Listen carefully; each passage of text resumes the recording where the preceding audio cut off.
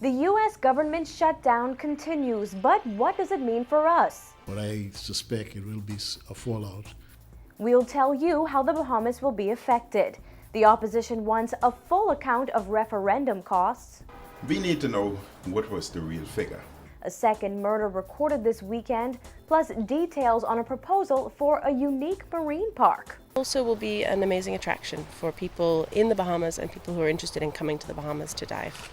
We've got those stories and more for you tonight. I'm Nakia DeVoe, and this is NB12 Weekend.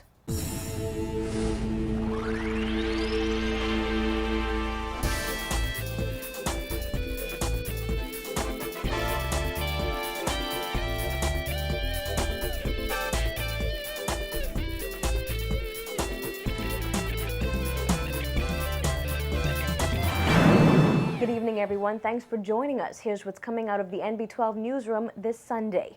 The U.S. government shutdown. What does it mean for us? Well, a former finance minister says it could have very serious and negative effects on the Bahamas. Tonight, we talk about exactly what those effects are, when they can be expected, and what Bahamians should be doing to prepare themselves as the standoff in Washington heads into day 7.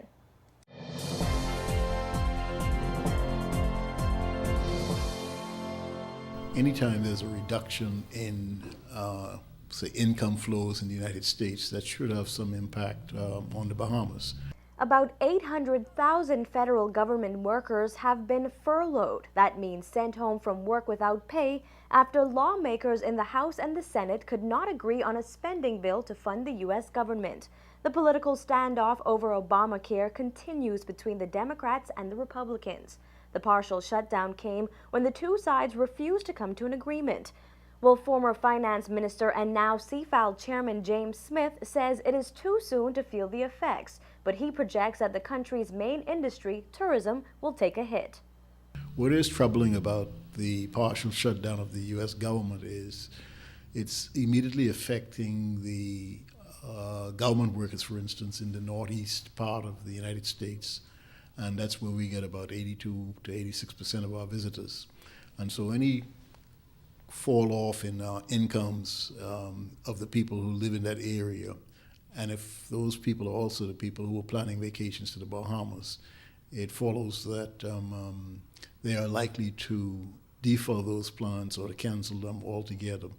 If this happens, the Bahamas will obviously see fewer visitors, less expenditure, and a possible contraction in the already struggling economy. And while the House yesterday agreed to retroactively pay the idled workers, Smith says they will still think twice about traveling.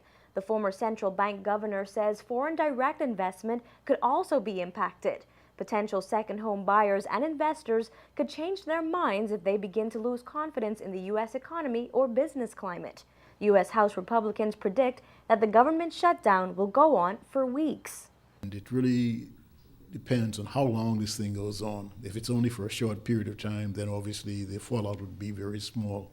But I suspect it will be a fallout one way or the other.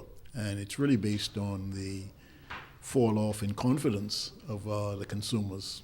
You know, getting up one day and realizing you don't have a job, even if it turns out that it was only for a week, you still feel that is my job secure or not? And you might decide that this year I better not travel like I had planned. This thing could possibly last to the end of the month. And then there's another fight over the debt ceiling. And so all of the uncertainty is really what will impact us, even if it's short-lived. As for when we can expect to feel the effects, Smith says it may not be until the first quarter of 2014. He's expecting to see hotel bookings and travel cancellations around that time. So what can Bahamians do to prepare themselves for the possible fallout? Well, Smith says by planning and budgeting. A Bahamian who depends on the tourist arrival in the Bahamas and he works in that area might also decide that maybe I better not go to Miami before the Christmas because I would have less income if these guys stop coming. Or if you were selling things to tourists and it turns out that this shutdown is lasting for a very long time, then it means you would reduce the amount of inventory you were bringing in to sell to the tourists because they're not going to be here. So it's little things you can do sometimes in anticipation of changes in the U.S. economy. Despite public pressure to reach a resolution, politicians in Washington are gridlocked. There is no indication when a resolution will be reached and the U.S. government reopened.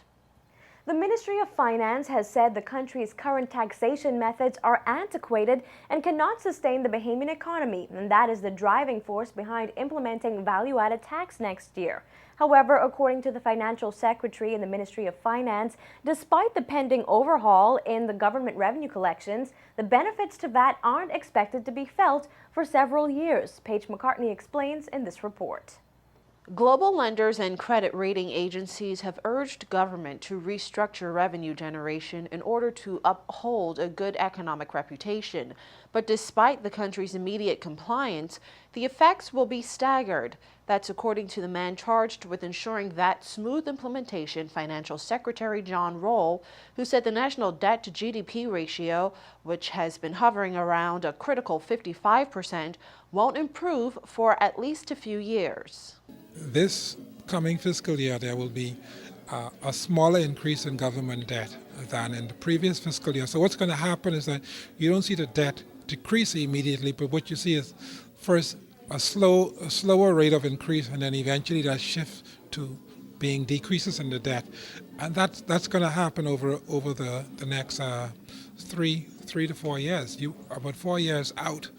If the government delivers on its fiscal consolidation plan, means on its plan to reduce the deficit, 4 years from now the government will begin to see its debt ratio relative to the size of the economy begin to decrease. In months since government announced value-added tax would be fully implemented on July 1st, 2014, there have been outcries from the public and business community in particular to slow the aggressive pace. The general tone is that Bahamian consumers and small businesses will not be prepared for such a huge overhaul in such a short period of time, and that tax fraud will be rampant. Despite that cautionary warning from the public, Roll said government is confident VAT will roll out without a hitch. I think once businesses understand the accounting side of it, I think the administrative side of compliance will be less of a concern for business. The more we prepare for it, then the less chance of running into complication. Without a hitch come July 1st, 2014. I mean, the more we prepare for it, then the less chance of running into complication. Of the approximate 20,000 businesses on the business license register, only about 5% will be required to comply with the new tax plan. We expect that number will be slightly more than 3,000. Now, those are the ones that will be required, mandatory registration. If you're a smaller business and you think it is very important to become a VAT registrant, and you can show that you can keep adequate records, then you'll be allowed to register voluntarily. So that's very important too. In fact, Roll said government is making it easier for businesses to prepare for VAT by making the necessary equipment needed for the change duty-free. But wherever there is an investment in equipment, if it has customs duties attached to it today, those would be cases where the businesses would get the benefit of the duty exemption. This would be for businesses that are required to be VAT registrants. But more importantly, what will the average consumer experience come July 1st next year? Roll said the change should be minimal from their point of view. They will see a change in their sales receipt, because there will be a line on the sales receipt that shows you your total, and then it will show you what the value-added tax amount is. So that's a very important change that they will see, and they will also see signs in terms of postings in businesses. The finance officials said the ministry is fully aware of all of the concerns of the public and the business community, and government intends on addressing all of those concerns in a series of public town hall meetings that will begin in about a month. For MB12, I'm Paige McCartney. The Free National Movement is demanding that the government reveal details on gambling referendum costs. F&M leader Dr. Hubert Minnis said the Bahamian people have a right to know where their money is going. The opposition leader said he was shocked to learn the referendum cost $5 million, $4 million more than Prime Minister Perry Christie had previously indicated. Dr. Bernard Nottage told reporters Thursday that he believes that $5 million was spent on the January 28th referendum. I find it very difficult to believe the Minister of Finance does not know what's going on in his own ministry. He's doing one of two things. He's either trying to deceive the Bahamian public, or he does not know what's going on within the Ministry of Finance, his portfolio. If that's the case, then are other ministries spending more than they have been budgeted? Because the Prime Minister has demonstrated to us that he does not know what's going on. Because at times like this, it's essential to watch the people's money. We must know exactly how every cent and where every cent is spent. We must be very, very accountable.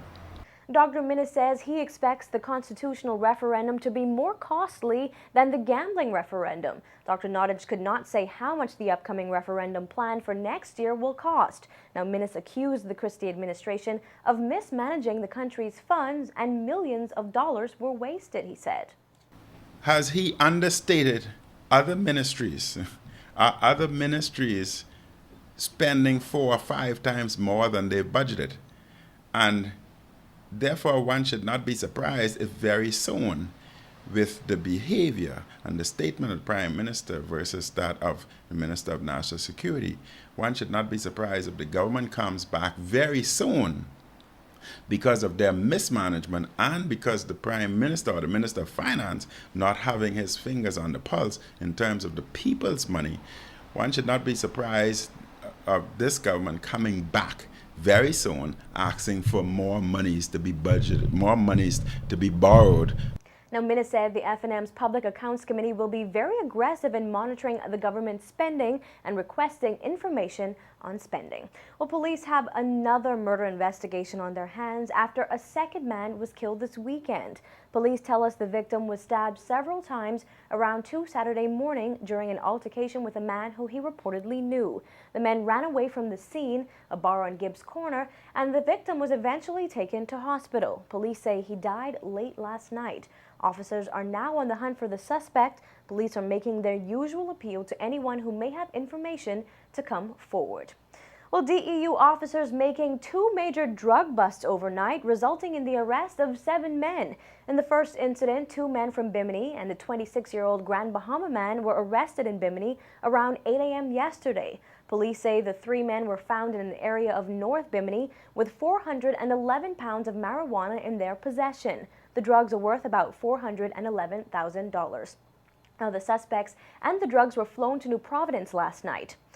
In another incident, 4 men were taken into police custody early this morning after they were arrested for alleged possession of marijuana. A 45-year-old from Andros, a 40-year-old from Abaco, and a 32 and 24-year-old, both from New Providence, were found in the Clifton Pier area around 4 this morning with 118 pounds of marijuana. The drugs have an estimated value of $118,000.